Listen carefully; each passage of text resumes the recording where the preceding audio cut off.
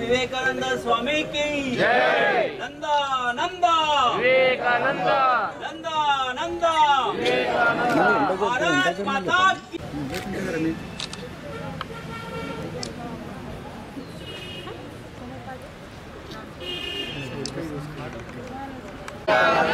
स्वामी विवेकानंद महाराज की जय। स्वामी विवेकानंद की जय।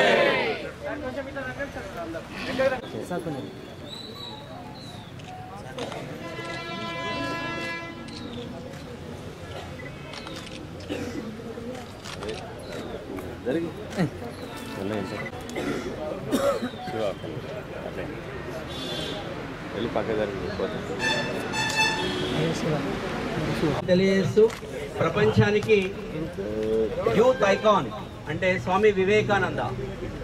సో ఈరోజు మనం ఈ కార్యక్రమాన్ని మన వికారాబాద్ జిల్లా అదృష్టం అనుకుంటా. ఈనాటి మొదటి వివేకానంద జయంతి సందర్భంగా ఒక యువకుడే మనకి ఇక్కడ ఎమ్మెల్యేగా మీరందరూ ఎన్నుకున్నందుకు ఈ శుభ సందర్భంలో అందరూ కూడా శుభాకాంక్షలు. మరి at the same time congratulations sir. ఒక యూత్, ఒక మంచి పట్టుదల గల మంచి నాయకుడిని వికారాబాద్ జిల్లా వాళ్ళు ఎన్నుకున్నారు.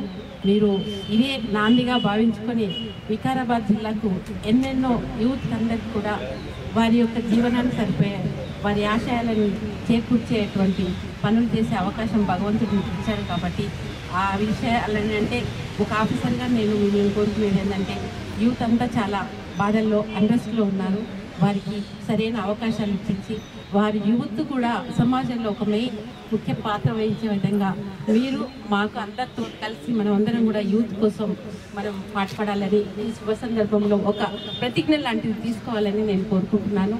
యూత్ సమాజంలో కూడా కోరేది ఏంటంటే మీరు మీకంటూ ఒక మంచి ఆశయాలను, కళలను ఏర్పరచుకోండి.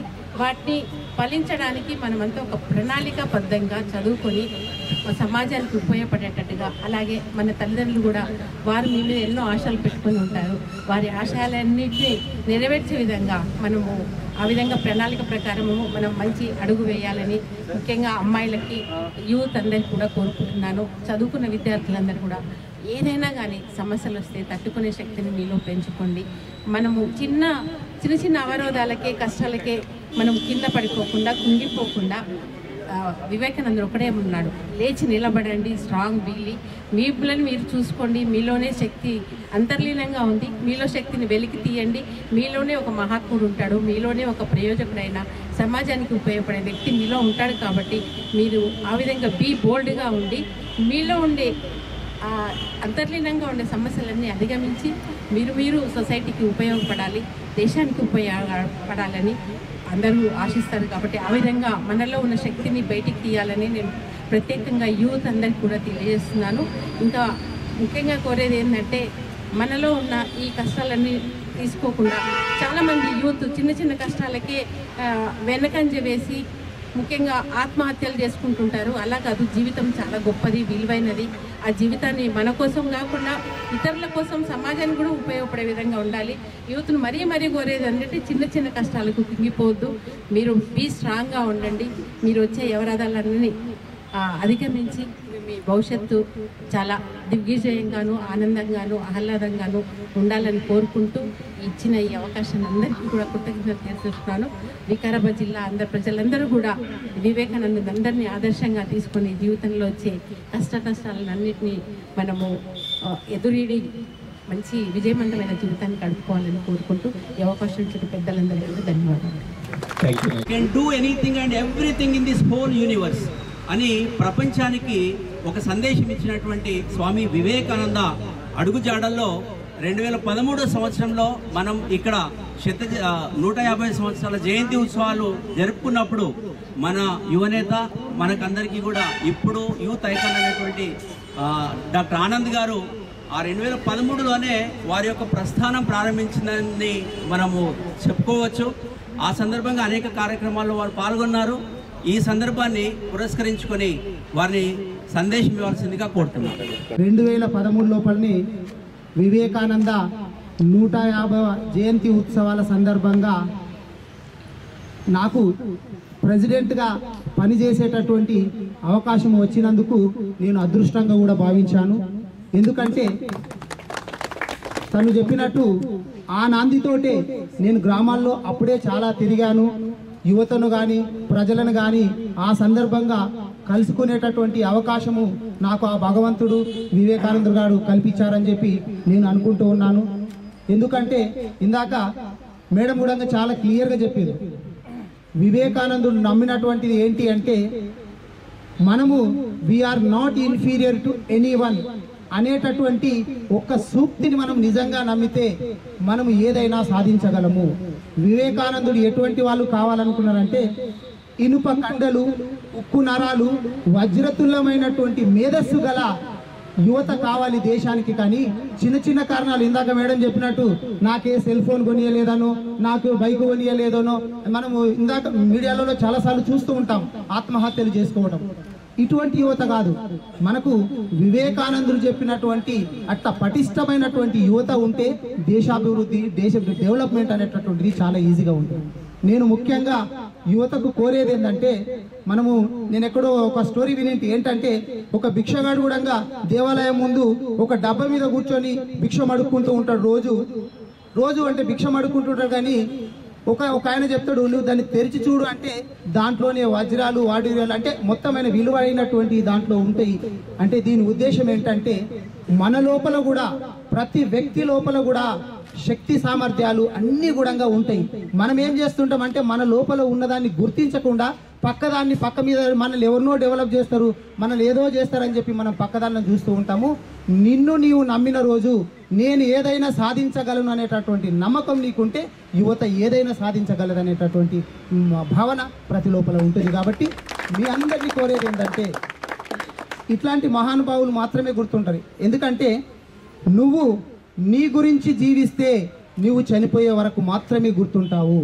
నువ్వు పరుల గురించి జీవిస్తే ఈ ప్రపంచం ఉన్నంత వరకు నీవు గుర్తించబడేటటువంటి మాట మనమందరం గుర్తుపెట్టుకుంటే మన కోసమే కాదు, మన దేశం కోసము, మన ప్రజల కోసము మనం ఏదైనా త్యాగం చేయడానికైనా సిద్ధంగా ఉండాలా. మన దేశాన్ని బాగుపరచాలనేటటువంటి నమ్మకం మనలో ఉంటే మనం ఏదైనా సాధిస్తాం. కాబట్టి మీ అందరికీ కూడా ఇంత మంచి కార్యక్రమానికి నన్ను పిలిచినందుకు అదృష్టంగా భావిస్తూ మీరందరూ కూడా వివేకానందుని ఆశయాలను నెరవేర్చే విధంగా మీరందరూ చదువుకోవాలి, మీ దృష్టి కేంద్రీకరించాలని చెప్పి కోరుకుంటూ సెలవు తీసుకుంటున్నాను. ధన్యవాదాలు.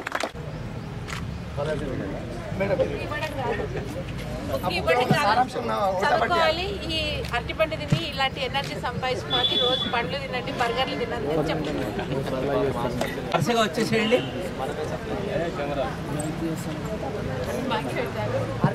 సార్ అరటిపండు ఎట్లా ఇస్తారు? ఉజ్వల్ గారు, మీ విద్యార్థులను ఒక 10 మంది భగవంతుడిని వివేకానందుని ప్రార్థిద్దాం. అట్లాగే ప్రపంచం అంతా తలదించుకునేటువంటి మోకరిల్లేటువంటి సౌశీల్యాన్ని మనం కలిగి ఉన్నాం.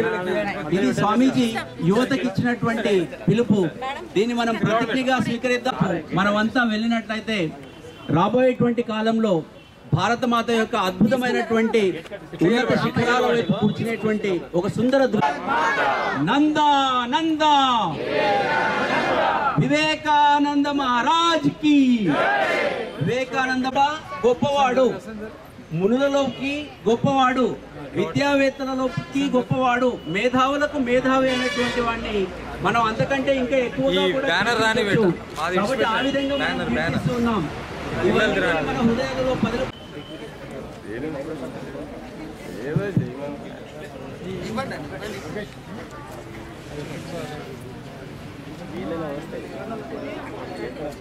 ఇచ్చావా?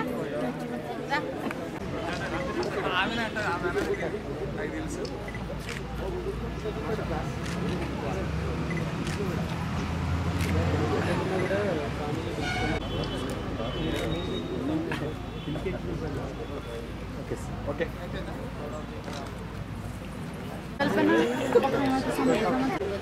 ఈవెన్ రెడ్ క్రాస్ నుంచి ఇప్పుడు డాక్టర్స్ నేను ఏం చేయమంటారు చెప్తే మెంబర్షిప్ చేయించాలి. తర్వాత దానికి ఒక అది సెక్రటరీ అది ఉంటారు కదా సార్, రెడ్ క్రాస్ బాడీ ఒకటి ఫామ్ చేయాలి, యాక్టివేట్ చేయాలి. డిఎంహెచ్ఓ ద్వారా లేదు సార్, మనం రెడ్ క్రాస్ కోసం ఎక్కడ ఒక బిల్డింగ్ ఈరోజు మంచి నిర్ణయం మంచి పని చేస్తామంటే మీరు చెప్పేటటువంటి ప్రతి ఒక్కరోజు ఈ నిర్ణయం తీసుకుని దీనికోసం అందరం అఫీషియల్స్ అంటారు ఆ సార్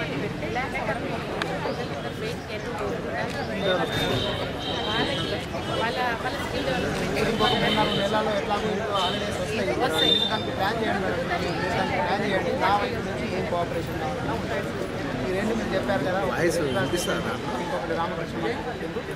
మనం ఒకసారి చిన్న గ్యాదరింగ్ పెట్టేసి పైన స్టాచ్యూ